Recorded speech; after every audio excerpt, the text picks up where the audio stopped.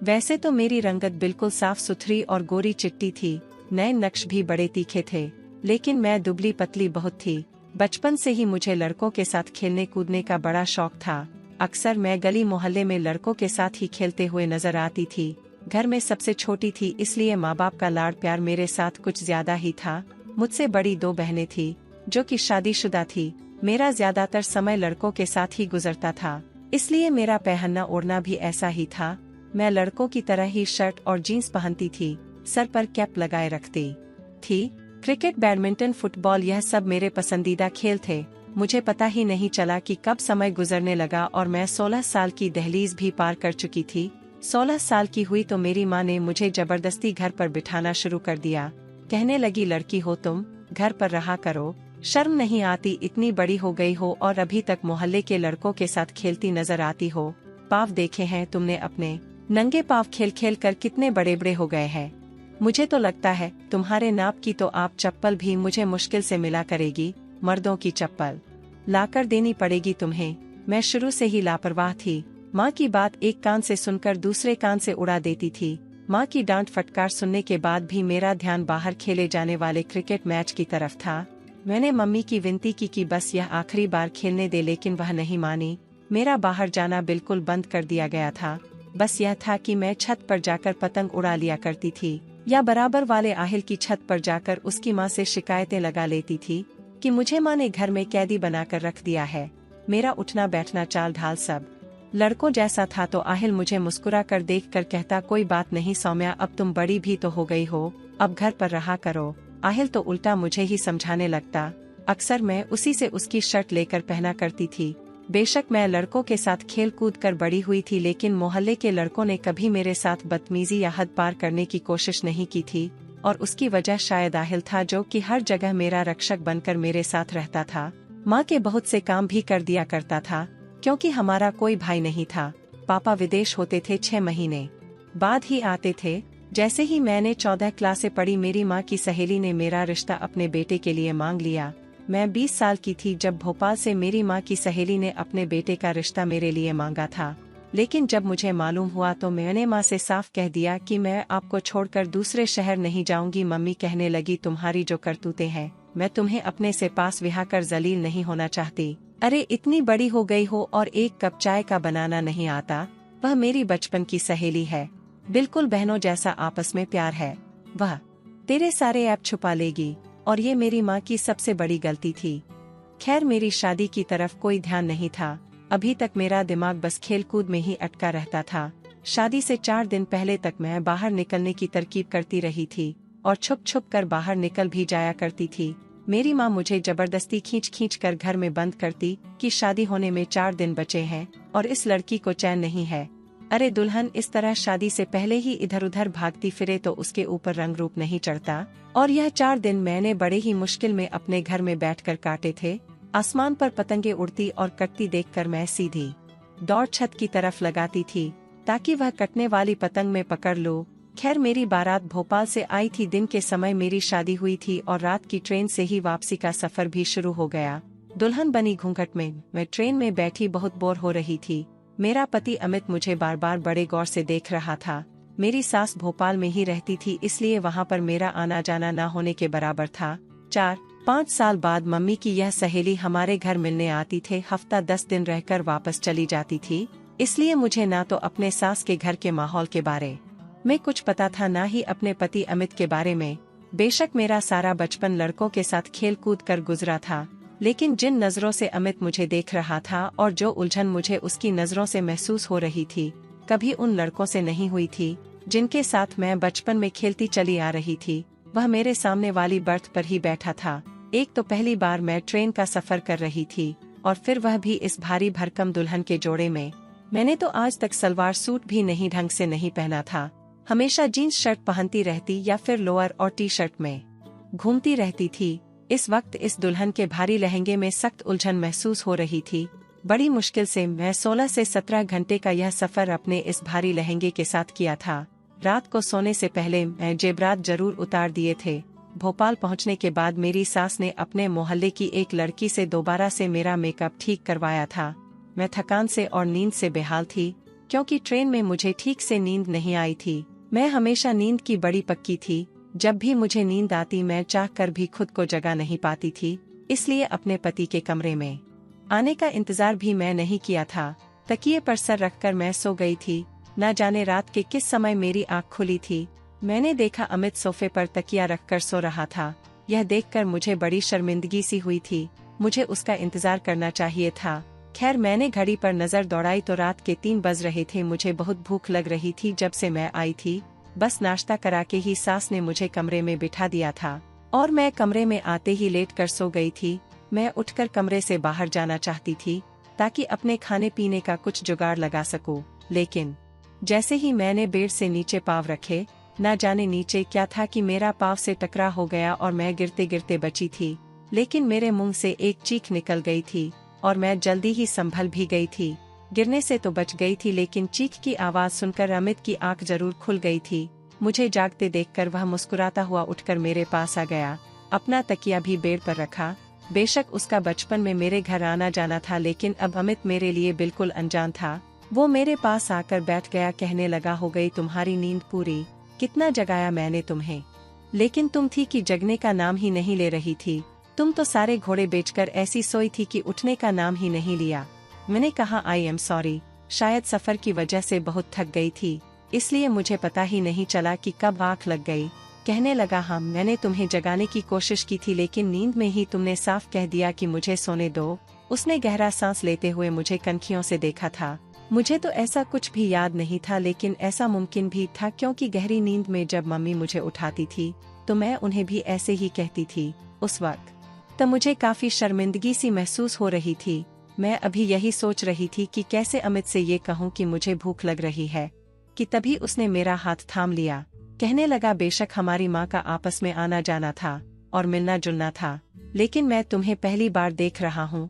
मेरी माँ ने जब मुझे तुम्हारे लिए पूछा तो मैंने अपना फैसला माँ पर छोड़ दिया था, लेकिन फिर यह सोचने लगा, पता नहीं तुम कैसी होगी, लेकिन तुम खूबसूरत हो। मुझे अपनी माँ के फैसले पर कोई भी ऐतराज नहीं है, बल्कि खुश हूँ कि मेरी माँ ने इतनी खूबसूरत लड़की मेरे लिए चुनी है। यह कहकर उसने साइड टेबल की दराज से अंगूठी निकाली और मेरी उंगली में पहना दी।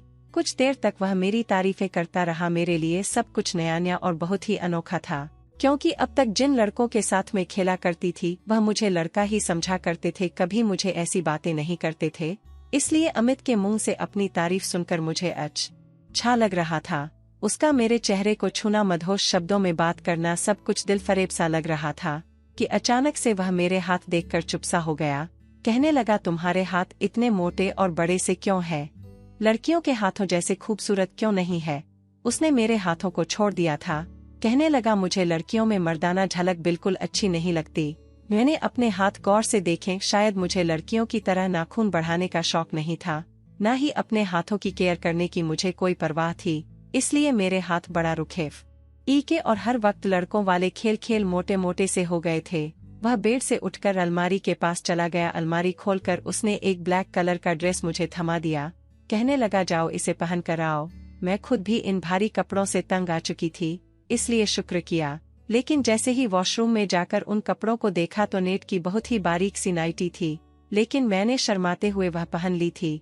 उसे पहनते हुए मैं बेहद नर्वस हुई थी। मैं कमरे में आई तो सामने ही अमित हाथ में परफ्यूम की बोतल पकड़े खुद पर स्प्रे कर रहा था। मुझे देखकर मुस्कुराता हुआ मेरे पास आ गया, मुझ पर स्प्रे करने लगा। कहने लगा, मुझे इस परफ्यूम की खुशबू बहुत पसंद है। यह कहकर वह मुझे अपने आप से लगाए बेड पर ले आया। मुझे प्यार भरी बातें करने लगा। उसकी नजरें मेरे पूरे शरीर पर घूम रही थी और मैं बेहद शर्मा रही थी, क्योंकि ऐसी नजरों से मेरा पहली बार सामना हो रहा था। कुछ ही देर में उसने मुझे अपनी आगोश में समेट लिया था। उसके हाथ मेरे शरीर के हर हिस्से का सफर कर रहे थे, लेकिन एक जगह जाकर उसके हाथ रुक गए थे। फिर अचानक ही वो मुझसे एकदम पीछे हटा था। उसके चेहरे के हाव भाव एकदम से बदले थे। मैं समझ नहीं पा रही थी कि उसे हुआ क्या है। वह फौरन कमरे से बाहर निकल गया। मैं काफी देर तक उसका इंतजार करती रही, लेकिन वह वापस कमरे में नहीं आया था। मुझे समझ नहीं आ रहा था कि आखिर उसे हुआ क्या था। अभी कुछ देर पहले तो बहुत खुश था, पता नहीं उसे क्या हुआ था। पूरी रात वह कमरे में नहीं आया था। सुबह मैंने अपने कपड़े बदल लिए, कमरे से बाहर आ गई। मैंने देखा वह बाहर लॉन्च के सोफे पर सो रहा था। मुझे हैरत हुई थी कि वह कमरे की बजाय बाहर सोफे पर क्यों सो रहा था। मैं जैसे ही उसके पास आई वह मुझे देखकर मुंह फेरने लगा, और फिर तो जैसे ये सिलसिला ही शुरू हो गया था। मैं जितना उसके पास जाने की कोशिश करती वो मुझसे उतना दूर भागता था, वजह भी नहीं बताता था। शादी के बाद उसकी कुछ मीठी बातों ने मेरी दुनिया बदल दी थी, लेकिन वह पता नहीं क्यों मुझसे कतराने लगा था। काफी दिन गुजर गए थे लेकिन उसका व्यवहार मुझसे नहीं बदला था। एक बार मैं तंग आकर उसके सामने खड़ी हो गई। मैंने कहा, अमित आप मुझसे बात क्यों नहीं करते, क्यों मुझसे दूर दूर रहते हैं? तो वो कहने लगा, तुमने मेरे साथ अच्छा नहीं किया। मुझे अगर पता होता कि तुम ऐसी हो तो मैं कभी भी तुमसे शादी नहीं करता। मैं उसकी बात का मतलब नहीं समझी थी। मैंने कहा, आखिर मैंने ऐसा क्या कर दिया है? वह कहने लगा, तुम्हारे अंदर तो लड़कियों जैसी कोई बात ही नहीं है, तुम तो मर्दों जैसी दिखती हो, तुम्हारी चाल ढाल और शरीर की बनावट तक मर्दों जैसी है। यह कहकर वह कमरे से बाहर निकल गया था। शायद मैं ट्राउजर और टी शर्ट पहनती थी, इसीलिए वह ऐसा कह रहा होगा। क्योंकि मुझे शुरू से ही ढीले ढाले कपड़े पहनने की आदत थी, इसलिए मैंने अब तक अपने दहेज की फैंसी साड़ियाँ तक नहीं निकाली थी। अब मैंने अपने दहेज की वह सारी साड़ियाँ निकाल ली और उन्हें पहनना शुरू कर दी, और अपनी सास के साथ मिलकर अमित की पसंद का खाना बनाना भी सीख लिया था। उसके सारे काम भी अपने हाथों से करने लगी थी। मैंने 2 महीना में ही खुद को एकदम बदल कर रख दिया था कि शायद अमित का व्यवहार मुझसे ठीक हो जाए, लेकिन वह तो किसी पत्थर की तरह बन चुका था।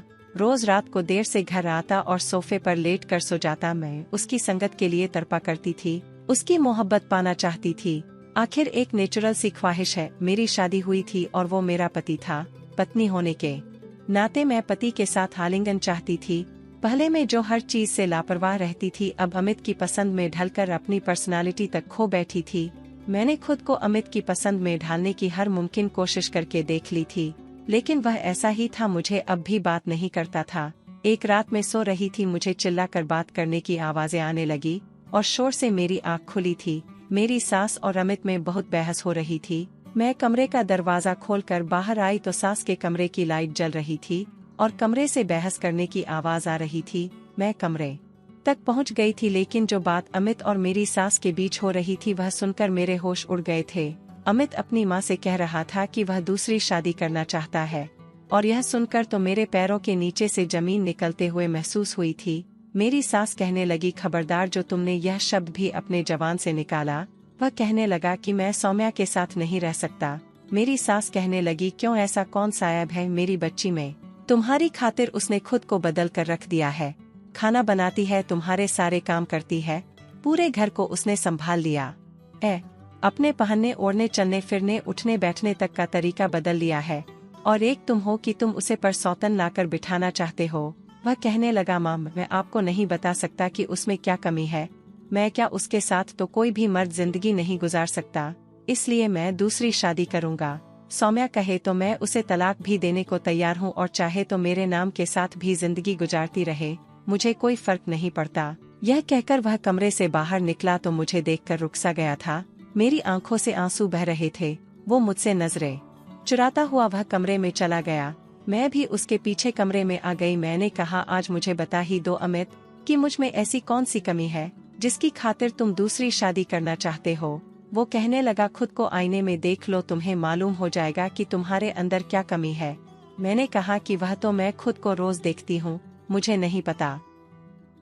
इंसान को हमेशा अपना आप अच्छा ही लगता है, लेकिन तुम बताओ क्या बुराई है मुझ में। कहने लगा, तुम्हारे अंदर औरतों वाली खूबसूरती नहीं है। पैडेड कपड़े पहनने से तुम्हारे शरीर की बनावट बदल नहीं जाएगी। कभी अकेले में शीशे के सामने खड़े होकर देखना, बिल्कुल सपाट मर्दों के जैसा सीना है तुम्हारा। तुम्हारे पास आते हुए मुझे ऐसा महसूस होता है जैसे मैं किसी मर्द के पास मौजूद हूँ और मुझे तुमसे गिनाती है। तुम्हारी संगत में घुटन का एहसास होता है मुझे। तुम्हें छूने से कुछ भी अच्छा महसूस नहीं होता और ना ही मेरे दिल के जज्बातों में कोई तूफान उठता है। तुम्हारे पास आने को जी नहीं चाहता। तुम्हें देखकर मेरा जी मतलाने लगता है। मैं तुम्हारे साथ नहीं रह सकता। मैं तो उसकी बातें सुनकर बेजान सी होकर बैठ गई थी। औरत की इससे बड़ी जिल्लत और बेइज्जती क्या हो सकती थी। जिन शब्दों में अमित ने मेरी की थी, जो कमी उसने मुझे बताई थी, उसमें मेरा कोई बस नहीं था। जो इंसल्ट उसने मेरी की थी, मैं पूरी रात रोती रही थी। अगले दिन मेरी सास ने मुझे कहा कि जब से तुम्हारी शादी हुई है तुम मायके नहीं गई हो, तुम कुछ दिन के लिए अपनी माँ के घर चली जाओ। मैंने कहा मम्मी जी अगर मैं यहाँ से चली गई तो अमित तो दूसरी शादी कर लेंगे। यह सुनकर मेरी सास कहने लगी मैं उसे समझाऊंगी, तुम उसका हर काम समय पर करके दे रही हो इसलिए उसे तुम्हारी कदर नहीं है। जब तुम यहाँ नहीं होगी तो वह खुद तुम्हारी कमी महसूस करेगा, फिर उसे तुम्हारी कदर होगी। मुझे अपनी सास की बात ठीक लगी थी। मैं वापस अपनी माँ के घर चली गई। मैं पूरे 6 महीने बाद भोपाल से दिल्ली आई थी। मैं पूरी तरह बदल चुकी थी। जब मैं घर आई तो अपनी माँ के साथ लगकर फूट फूट कर रोने लगी। मेरी माँ समझी कि मैं उनसे दूर रहने की वजह से उदास हूँ इसलिए रो रही हूँ। अभी मुझे आए 1 घंटा ही हुआ था कि जब मोहल्ले के सारे लड़के जो मेरी ही उम्र के थे मुझसे मिलने आ गए, लेकिन मैं आज उनसे दूरी बनाकर मिल रही थी क्योंकि मेरी सोच बदल गई थी। उन लड़कों में एक लड़का आहिल भी था। मेरी सबसे ज्यादा दोस्ती उसी के साथ थी। वह भी मुझसे मिलने आया था। मैं सबसे हंस कर बातें कर रही थी लेकिन दिल ही दिल में परेशान हो रही थी। मुझे अमित की फिक्र सताई जा रही थी। सब मुझसे बातों में बिजी थे, बस एक आहिल था जो चुप था और एक टक मुझे देखे जा रहा था। जब सब चले गए तो वह मेरे पास आकर बैठ गया। कहने लगा तुम्हें क्या हुआ है सौम्या, इतनी उदास क्यों हो? मैंने कहा नहीं, मैं तो बहुत खुश हूँ। यह कहते हुए मेरे शब्द ना चाहते हुए भी नम हो गए थे। वह मेरे चेहरे को, मेरी आंखों को बड़े गौर से देख रहा था। कहने लगा हाँ नजर आ रही है मुझे तुम्हारी खुशी। बचपन साथ गुजारा है हमने, साथ खेले हैं, साथ हंसे हैं और साथ रोए भी हैं। इसलिए मुझसे झूठ मत बोलो। अगर तुम्हारे पति ने तुम्हें कुछ कहा है तो बस साहिल जो एक बार इशारा कर दो, फिर देखो साले को कैसे ठीक करता हूँ। उसने अपनी आस्तीनें चढ़ाते हुए मुझसे कहा था। मैंने कहा तमीज से बात करो, तुम्हारे जीजा जी हैं। वो कहने लगा तुम्हारी आंखों में आंसू लाने वाला जो वजह बनेगा तो उसे छोड़ूंगा नहीं। मैंने कहा आहिल वह बहुत अच्छा है, अब मैं उसे क्या बताती। मेरी दोस्ती आहिल की बहन साथ बचपन से ही बहुत थी। वह शादीशुदा भी थी। सोचा कि जाकर उससे इस मसले का हल पूछती हूँ, शायद वह मेरी मदद कर दे। अगले दिन मैं आहिल के घर चली गई। आहिल उस समय अपनी पापा के साथ उनकी दुकानों पर जाया करता था। उनकी अपने कपड़े की कई दुकानें मार्केट में थी और वह अपने पापा के साथ मिलकर उन दुकानों को संभालता था, इसलिए शाम को ही घर लौटता था। मैं दोपहर के समय घर गई थी क्योंकि अगर आहिल घर पर होता तो मेरे सर पर ही मंडराता रहता। मुझे देखकर आहिल की बहन बहुत खुश हुई थी। मुझसे मेरी शादीशुदा जिंदगी के बारे में पूछने लगी। मैंने उसे यही कहा कि अमित बहुत अच्छा इंसान है और मैं बहुत खुश हूँ। फिर बातों ही बातों में उसे झिझकते हुए वो सवाल ही पूछ लिया जो मेरी जिंदगी का सबसे बड़ी प्रॉब्लम बन गया था। वह मुझसे कहने लगी कि वह मुझे एक लेडी डॉक्टर के पास ले जाएगी जो इस बात का इलाज करती है। मैं यह सुनकर खुश हो गई थी। मैं चाहती थी बिना किसी से कुछ कहे मेरी प्रॉब्लम का हल हो जाए, इसलिए मैं अगले दिन ही आहिल की बहन के साथ उस लेडी डॉक्टर के पास चली गई थी। उसने मुझे कुछ दवाइयाँ दे दी और अच्छी खुराक खाने के लिए भी कहने लगी। मैं घर वापस आई तो फोन पर मेरी माँ मेरी सास से बात कर रही थी। मैंने माँ से फोन ले लिया और खुद अपनी सास से बात करने लगी। उनसे अमित के बारे में पूछने लगी। वो कहने लगी मैं रोज उसे समझाने की कोशिश कर रही हूँ लेकिन वह मेरी बात सुनने को तैयार नहीं है। लेकिन तुम चिंता मत करो, मैं उसे मना लूंगी। तुम बस अपनी सेहत का ख्याल रखो। मैं बहुत परेशान थी। लेडी डॉक्टर ने जो मेडिसिन मुझे दी थी वह मुझे खाना खाने के बाद खानी थी, लेकिन सास से बात करने के बाद जैसे मेरी भूख खत्म हो गई थी। मुझे लगा था मेरे जाने के बाद अमित को मेरी कमी महसूस हुई होगी, वह मुझे याद करता होगा, लेकिन वह तो अभी वैसा ही था। मैंने कुछ ही निवाले खाए और अपनी मेडिसिन खा ली। उसे खाने के बाद मुझे अजीब सी बेचैनी होने लगी थी। सीने में दर्द की टीस उठने लगी थी। मुझे अपना सीना भारी भारी लगने लगा था। शायद मेरी प्रॉब्लम का हल यही हो, यह सोचकर मैं वह दवा खाने लगी और उसे खाते ही मेरे पसीने छूटने लग जाते थे। मुझे घबराहट होने लगती, लेकिन अमित की खातिर मैं यह सब कर रही थी। एक बार मेरे नंबर पर अमित की कॉल आ रही थी। जब से मैं दिल्ली आई थी अमित की कॉल आज पहली बार आई थी। मैंने फौरन से फोन उठा लिया। मुझे लगा शायद वह मुझे याद कर रहा होगा, इसलिए उसने फोन किया होगा। लेकिन वो कहने लगा तुम जो खेल मेरे साथ खेल रही हो अच्छा नहीं कर रही। मेरी माँ मुझे तुम्हारी वजह से जायदाद से बेदखल कर रही है। मैं तुम्हें छोड़ूंगा नहीं। पता नहीं तुम जैसी मर्दाना लड़की ने मेरी माँ पर क्या जादू कर दिया है कि उसे सारे जहाँ की खूबियाँ बस तुम्हारे अंदर नजर आती हैं। अगर तुम्हें मेरे साथ रहना है तो अपना इलाज कराओ। मैं तुम्हें बस 15 दिन दे रहा हूँ, वरना तलाक भेज दूंगा, चाहे मेरी माँ मुझे उसके बाद घर से बेदखल कर दे, लेकिन तुम्हें भी बर्बाद कर दूंगा। यह कहकर उसने फोन बंद कर दिया और मैं यह सुनकर रोने लगी थी। बार बार अमित अमित कह रही थी कि मेरे साथ यह मत करो, जैसे ही फोन बंद करके पलटी तो मेरे पीछे हाथ बांधे आहिल खड़ा था। उसे देखकर मैंने जल्दी से अपने आंसू साफ किए थे। कहने लगा तुम्हारे पति का फोन था? मैंने कहा हाँ। कहने लगा क्या कह रहा था और रो क्यों रही हो? वो इस वक्त काफी सीरियसली मुझसे पूछ रहा था। मैंने कहा तुमसे मतलब? तुम क्यों हर वक्त मेरे सर पर सवार रहते हो और बिना बताए मेरे कमरे में दंदनाते चले आते हो? तुम होते कौन हो मेरे कमरे में इस तरह मेरी बिना अनुमति के आने वाले? जाओ निकलो बाहर यहाँ से। मैं उसे कुछ भी बताना नहीं चाहती थी, इसलिए मैंने उसे बड़ी खरी खरी बातें सुना दी थी। मेरा यूं गुस्सा देखकर मुझे कहने लगा कि तुम छुपा नहीं सकती मुझसे कोई भी बात। मुझे अंदाजा है कि तुम्हारे पति का व्यवहार तुम्हारे साथ ठीक नहीं है। मैंने कहा यह हम पति पत्नी के आपस का मामला है। तुम होते कौन हो मेरे बीच में बोलने वाले? भगवान के लिए मुझे अकेला छोड़ दो, जाओ यहाँ से। मैंने उसे धक्का देते हुए कमरे से बाहर निकाल दिया और कमरे का दरवाजा बंद कर लिया। सामने रखी अपनी मेडिसिन देखकर मुझे अमित की बात याद आने लगी। मैंने 2 टैबलेट निकाली और एक साथ खा ली। मैं चाहती थी मेरी समस्या का हल जल्द से जल्द हो जाए ताकि मेरा घर टूटने से बच सके, लेकिन वह दवा खाते ही मुझ पर इस कदर घबराहट सवार हुई कि उल्टियां शुरू हो गई। मेरी हालत बिगड़ने लगी थी। मेरी माँ मेरी हालत देखकर परेशान हो गई। मेरे पापा घर पर नहीं होते थे, बाकी सब अपने बहनें अपने घर की थी, इसलिए मेरी माँ ने आहिल को ही बुलाया था और उसी को साथ लेकर मुझे हॉस्पिटल लेकर गई थी। 3 दिन तक मैं जो खाती थी मुझसे डाइजेस्ट नहीं हो रहा था। लेडी डॉक्टर ने जब मेरी हालत देखी तो कहने लगी यह दवा बहुत तेज है और उसके साइड इफेक्ट भी बहुत ज्यादा है, आपके गुर्दे भी फेल कर सकती है। इसी दवाई और ऐसी जाली डॉक्टर के पास जाकर अपनी जिंदगी बर्बाद न करें। वह मुझे उस मेडिसिन के इस्तेमाल की वजह पूछने लगी। मैंने रोते हुए उसे सारी बात बता दी। मेरी बात सुनकर वह कहने लगी यह सब भगवान के हाथ में होता है कि वह इंसान को कैसा शरीर देता है, बल्कि इंसान के हाथ में कुछ नहीं होता। अक्सर लड़कियों को यह प्रॉब्लम होती है, लेकिन जो मर्द चरित्र के कमजोर होते हैं, जिन्हें औरत की इज्जत का कोई एहसास नहीं होता, वह उनसे ऐसी बातें करते हैं। वक्त के साथ साथ ये प्रॉब्लम खुद ही दूर हो जाती है। अगर तुम्हारा पति तुम्हारे साथ फिजिकल होता, तुम्हारे साथ पति पत्नी वाला रिश्ता बनाता और तुम अपने खाने पीने का भी ध्यान रखती, तो तुम्हारा शरीर खुद ब खुद भरने लगता और वैसे भी आप इतनी भी बुरी नहीं लगती। यकीनन आपका पति दिमागी मरीज है या बहुत ही घटिया सोच का मालिक है। मेरी माँ भी वहीं मौजूद थी। यह बातें सुनकर माथे पर बल डाले सर झुकाए बैठी थी। घर आते ही आहिल ने मेरी माँ को मेरी मेडिसिन किस तरह इस्तेमाल करनी है यह समझाया और वापस चला गया। मेरी माँ मुझे कहने लगी तुमने मुझे पहले क्यों नहीं बताया? मैं रोने लगी। मैंने कहा माँ, मैं आपको परेशान नहीं करना चाहती थी। आप हमेशा मुझे कहती थी कि तुम्हें घर बसाने का ढंग नहीं आता, लेकिन सच कहती हूँ माँ, मैं अपने आप को अमित की खातिर बदल कर रख दिया। सारे काम सीख लिए। आप बेशक मेरी सास से पूछ ले, लेकिन फिर भी वह मुझसे कहता है कि उसे मुझसे गिनाती है। मेरी संगत से उसका जी मितलाने लगता है। यह बातें औरत की रूह तक को घायल करके रख देती हैं। लेकिन मैंने यह सब सुनकर भी यही चाहा कि उसके दिल में मेरी जगह बन जाए, वह मुझे तलाक ना दे। मैं तलाक के नाम का दाग लगाना नहीं चाहती थी। मैं यह सब कहते हुए रोए जा रही थी। माँ की आंखों से भी आंसू बह रहे थे।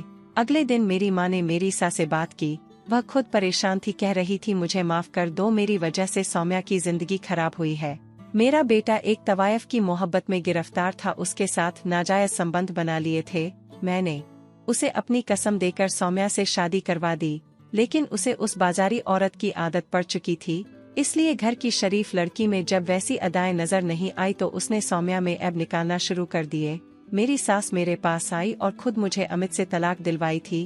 कहने लगी वह मेरी बेटी के काबिल ही नहीं था, लेकिन मर्द जात से मेरा विश्वास उठ गया था। अभी तलाक हुए 2 ही महीने हुए थे कि आहिल की माँ आहिल का रिश्ता मेरे लिए लेकर आई, लेकिन मैंने साफ मना कर दिया। एक मर्द से बड़ी गहरी चोट खाई थी, इसलिए किसी दूसरे पर एतबार नहीं कर सकती थी।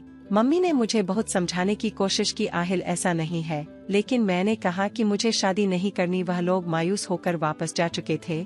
कुछ दिन बाद मैं आंगन में बैठी थी जब एक बॉल आंगन में जाकर गिरी थी। बाहर लड़कों का शोर होने लगा था। दरवाजे पर दस्तक हुई तो मैंने बॉल उठा लिया। दरवाजा खोलकर अपना बाल वाला हाथ बाहर निकाला था। मुझे लगा बाल लेने के लिए दरवाजा बजाया गया है, लेकिन किसी ने बाल के बजे मेरा हाथ पकड़ा था। बाल मेरे हाथ से छूट गई थी। मैंने दरवाजा खोलकर देखा तो सामने आहिल खड़ा था। मेरा हाथ उसी ने पकड़ रखा था। वह शायद घर के अंदर आना चाहता था, लेकिन मैंने दरवाजा पूरा नहीं खोला था। मैंने कहा आहिल मेरा हाथ छोड़ो। वो कहने लगा, इनकार क्यों किया तुमने? मैंने कहा, यह मेरी जिंदगी है, मेरी मर्जी। वो दरवाजे को धकेल कर अंदर आ गया, कहने लगा, बुराई क्या है मुझमें? इनकार की वजह बताओ सौम्या। मैंने कहा, मुझे शादी ही नहीं करनी। वो पूछने लगा, क्यों? बहुत मोहब्बत है उस कमीने इंसान से तुम्हें, जो उसकी याद में अपनी जिंदगी बर्बाद करना चाहती हो। वो मेरी आंखों में गुस्से से देखते हुए कह रहा था। मैंने कहा, नहीं है, मुझे किसी से भी मोहब्बत समझे, मर्दों से ही नफरत हो गई है। अपनी जिंदगी में किसी मर्द को शामिल करना ही नहीं चाहती। वो कहने लगा, उस आदमी की वजह से तुम यह झूठे बहाने बना रही हो। आज भी तुम्हें अमित से प्यार है, तभी इनकार किया है तुमने, वरना अपनी माँ के आंसू तुम्हें नजर आ जाते, अपने बाप की झुकी हुई कमर तुम्हें याद आ जाती, जो यह चाहते हैं कि तुम्हारा घर बस जाए। लेकिन तुम्हें सिर्फ अमित प्यारा है, उसी के गम में अपनी सारी जिंदगी गुजारना चाहती हो। मैंने कहा, मुझे नहीं है, अमित से मोहब्बत क्यों समझ नहीं आता तुम्हें? तो कहने लगा, ठीक है, फिर इस बात का सबूत दो मुझे। मैं इसी रविवार को तुमसे शादी करने आ रहा हूँ। अगर तुमने मुझसे शादी कर ली तो मैं समझ जाऊंगा कि तुम्हें अमित से नफरत है। अपने लिए ना सही, अपने बूढ़े माँ बाप की खुशी के लिए तुम्हें मुझसे शादी कर लेनी चाहिए। ये कहकर वह चला गया था। मैं रोने लगी थी। मैंने वाकई अपने माँ बाप के बारे में सोचा ही नहीं था, जो मेरे गम की वजह से घुलने लगे थे। मैंने उसकी बात पर फिर कोई एतराज नहीं किया था। चुपचाप मैंने आहिल से शादी कर ली थी। लेकिन जब वह कमरे में आया तो मुझे अजीब सा डर महसूस होने लगा था कि कहीं वह भी मेरी उन्हें शब्दों से इंसल्ट ना करे जैसे अमित ने की थी। जैसे ही वह मेरे पास आकर बैठा, मैं रोने लगी थी। वह कहने लगा, सौम्या, हर आदमी इतना गिरा हुआ नहीं होता। बचपन से तुम मुझे जानती हो, क्या तुम्हें ऐसा लगता है कि तुम्हारी इन कमियों को तुम पर जताऊंगा जिसमें तुम्हारा कोई बस ही नहीं है?